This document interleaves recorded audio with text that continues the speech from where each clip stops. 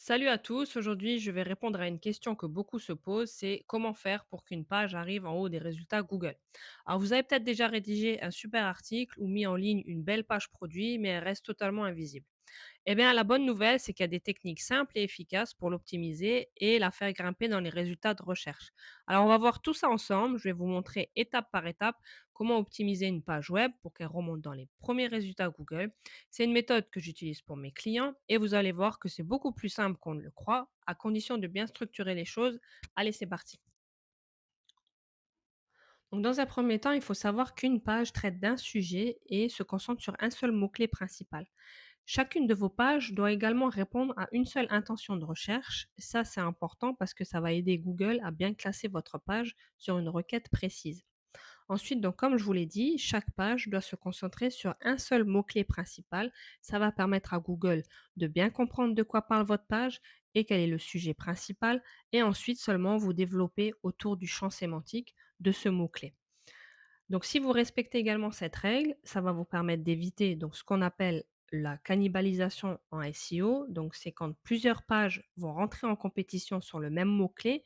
Et ça cause une grosse confusion en fait pour Google. Donc, ne créez pas plusieurs pages optimisées sur le même mot-clé au risque de vous faire concurrence vous-même. Ensuite, la structure de votre contenu va être très importante puisqu'avoir une structure claire, en fait, ça va permettre une meilleure compréhension. Donc, en effet, pour que Google comprenne bien votre page, votre contenu doit être clairement structuré, un peu comme un bon article de presse ou encore une dissertation. Donc, c'est pourquoi il va falloir donc intégrer un H1, donc qui va être le titre principal de votre page, dans lequel il y aura votre mot-clé principal. Ensuite, vous allez utiliser donc des H2 qui vont être les sous-titres principaux, donc vos grandes sections dans lesquelles vous allez insérer également le mot-clé ou encore des synonymes proches. Et enfin, donc les H3 qui vont être les sous-parties si vous voulez encore détailler un peu plus. Donc ensuite, vous allez aérer en fait tout votre contenu avec des paragraphes qui vont être courts, avec peut-être des listes à puces ou encore des visuels, que vos titres soient clairs et une intro qui pose bien le sujet. Et donc ça va être super important parce que votre hiérarchie, elle va aider non seulement Google à analyser votre contenu, mais elle va aussi donc rendre la lecture plus agréable pour l'utilisateur. Donc, insérez également donc, les mots-clés dans vos titres quand c'est pertinent. Donc là, je vous ai fait en fait un exemple de structure que je vais vous montrer tout de suite. Donc voilà un exemple de structure optimisée. Donc là, on voit bien qu'il y a un seul H1, puis les H2 donc pour les sous-parties et enfin les H3 pour détailler encore un peu plus. Donc cette structure qui est claire et hiérarchisée, donc elle va permettre à la fois donc au lecteur de naviguer facilement dans l'article ou dans la page et également en fait au moteur de recherche de comprendre la thématique et aussi l'organisation du contenu. Donc parlons maintenant un peu des balises à ne surtout pas négliger. Donc en effet, chaque détail compte, que ce soit le title, la description ou encore les images. Donc ces balises, c'est ce que Google et les internautes vont voir en premier. Donc ces fameuses balises SEO, c'est celles qui apparaissent dans les résultats de Google. Donc elles doivent être claires et attractives car elles vont indiquer au moteur de recherche de quoi traite la page. Donc tout d'abord, la balise title, elle est très importante. Il va s'agir du titre qui apparaît dans les résultats Google. Donc elle doit contenir votre mot-clé principal, idéalement placé au début, et surtout donner envie de cliquer.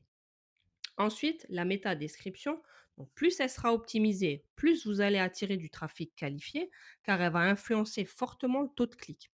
Donc soyez clair, précis, résumez bien le contenu de votre page avec une phrase percutante et un appel à l'action. Donc cette métadescription, elle doit convaincre, donner envie de cliquer et surtout répondre précisément à l'intention de recherche. Donc là, je vous conseille en fait de la limiter à 160 caractères. Ça permettra d'aller à l'essentiel. Enfin, les images, donc les balises alt, pensez bien à les renommer avec des mots-clés pour avoir un nom d'image optimisé. Elles doivent surtout pas être lourdes, donc pensez bien à les compresser pour ne pas ralentir votre site. Et surtout, n'oubliez pas de remplir ces balises alt parce que c'est très utile pour le SEO et l'accessibilité, puisque cette balise, en fait, elle va servir à expliquer le contenu de l'image au moteur de recherche si l'image ne peut pas être chargée. Donc ensuite, il va falloir varier votre champ sémantique pour enrichir votre contenu.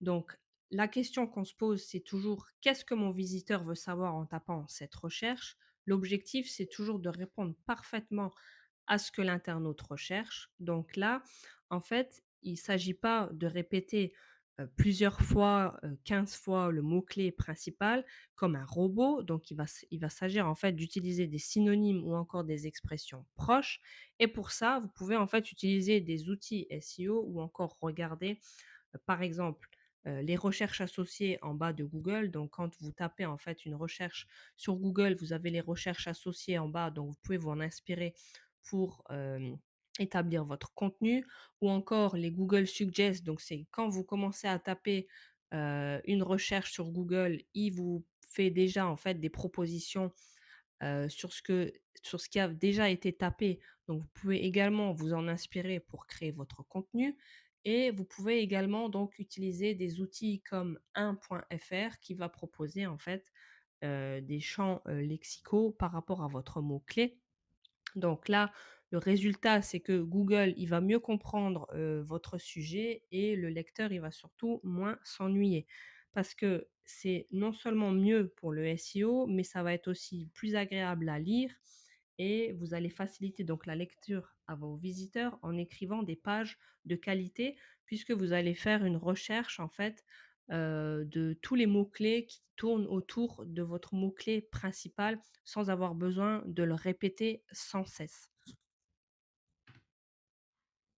Donc si par exemple votre mot-clé ça va être, crème hydratante visage, ben, par exemple les mots, qui vont être associés au champ lexical, ça va être, peau, hydratation, soins, et cetera. Vous avez compris, donc c'est en fait tous les mots qui vont tourner autour de la même idée, prendre soin de la peau par exemple. Après tout ça, il faudra également donc soigner votre arborescence et le maillage interne.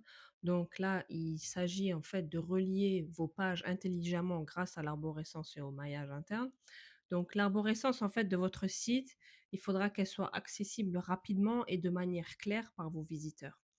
Les articles en fait ou les pages d'un même thème, elles doivent être liées les unes aux autres. C'est ce qu'on appelle donc le maillage interne. Donc c'est le fait de faire des liens entre les pages de votre site. Donc pourquoi c'est important? Parce que le maillage interne en fait, il va permettre donc déjà d'aider Google à mieux explorer votre site. Il va également faire circuler l'autorité d'une page à l'autre. Donc c'est ce qui va mesurer en fait les réputations d'une page spécifique, donc ce qui est utile pour savoir si une page particulière peut bien se positionner sur un mot-clé. Et grâce à ça, vous allez aussi donc inciter, l'utilisateur à rester plus longtemps sur votre site, puisque plus de temps passé sur votre site égale à un meilleur référencement. Donc par exemple, si, vous avez une page sur les chaussures de trail femmes, ça peut renvoyer vers un guide, comment choisir la bonne pointure, ou encore un comparatif de marques. Ou alors si vous avez une page qui parle de chaussures de sport, vous pouvez donc la lier vers une page qui est, nos meilleures marques de basket.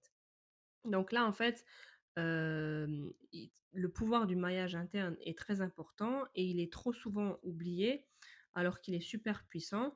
Donc retenez bien qu'il s'agit simplement de faire des liens entre les différentes pages de votre site, et donc ça va permettre à Google de mieux explorer votre contenu, et ça va aussi permettre donc aux visiteurs de naviguer plus facilement d'une page à une autre.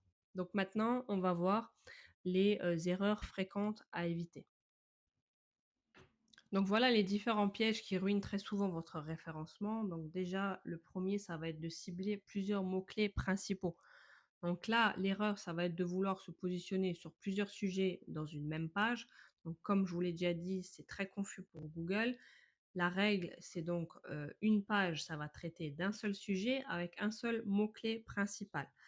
Hem, Ensuite, ignorer le champ sémantique. Donc là, l'erreur, ça sera de se limiter à un seul mot-clé exact sans utiliser des synonymes ou des termes associés.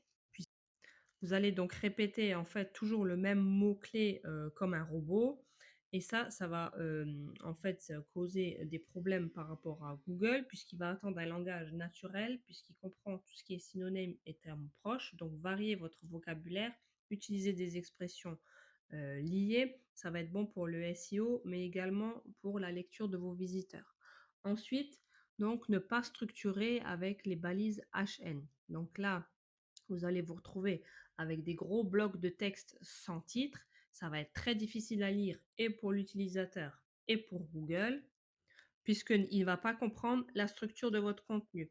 Donc, un bon titre principal H1 dans lequel vous intégrez donc le mot-clé principal et ensuite avec des sous-titres clairs H2, H3 et ça va rendre donc la lecture plus fluide et ça va également améliorer votre référencement. Ensuite, si vous publiez donc des pages mais qu'elles ne sont jamais liées entre elles, donc là, en fait, ça va engendrer une faible exploration du site, comme on l'a dit précédemment. Donc ça va inciter les utilisateurs à rester sur votre site et s'ils restent plus longtemps, donc vous allez avoir un meilleur référencement. Enfin, donc suroptimiser le contenu. Donc si vous commencez à bourrer de mots-clés, vos textes vont être très artificiels. Placer trop souvent le mot-clé, le forcer dans tous les titres, Google pourra vous pénaliser. Donc il faut être surtout naturel, fluide. Et à l'inverse aussi, ce qu'on peut voir, c'est que le mot-clé n'est pas présent dans le title, par exemple, ou l'intro de la page. Donc là, pareil, ça va être très difficile de ranker. Donc, il faut toujours placer, en fait, le mot-clé au bon endroit, mais sans en abuser. Donc là, si vous voulez que votre site remonte, dans les résultats Google, donc commencez déjà par éviter toutes ces erreurs. Restez sur un sujet clair avec des mots-clés, bien choisis, une bonne structure, des liens internes et surtout du bon contenu pour les gens, que ce soit lisible et agréable. Donc voilà, vous avez maintenant toutes les clés pour optimiser une page web pour atteindre les premières positions sur Google. Donc si vous voulez aller plus loin, si, vous voulez que je jette un coup d'œil à vos pages ou que je vous aide à bâtir une vraie stratégie SEO, je vous propose un appel gratuit sans engagement afin de regarder ensemble ce qu'on peut améliorer pour booster votre visibilité. Donc vous pouvez me contacter sur mon site internet laetitiaagency.com ou directement par mail et si cette vidéo vous a été utile, pensez à vous abonner pour ne pas manquer mes prochains conseils SEO, concrets et actionnables. Merci d'avoir regardé et à très vite.